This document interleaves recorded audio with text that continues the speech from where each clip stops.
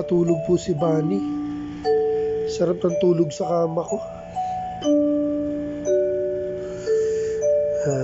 Yung Beagle. Sarap ng tulog ni Baby Bunny. Tabi ko yung matulog eh. Sarap niya yakapin eh, mainit-init. Natabi ko yan.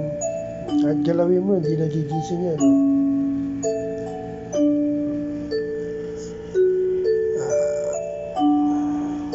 Sarap katabi to, mga kadogo.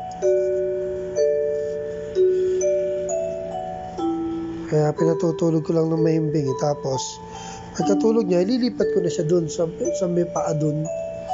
Kasi makulit yan pag nagigising. Luko-luko yan eh. Yan, tulog siya oh.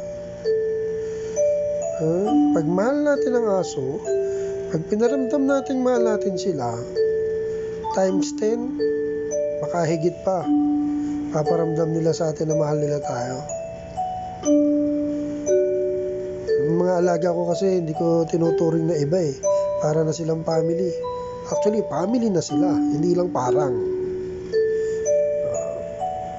Mamimiss ko to kasi sa 25, uuwi na to sa Tandansora. Dun sa talagang amo niya. Dun sa panganay kong anak. Nag-out of town lang kasi kaya nasa akin ang 1 week mahigit. Pati yung chow chow and yung isang pusa. Uwi na sila sa 25. Kaya mamimiss ko to. Diba, Bunny? Sleep na. Sleep tight, my best friend. Be a good girl. Thanks for watching, mga kadogo.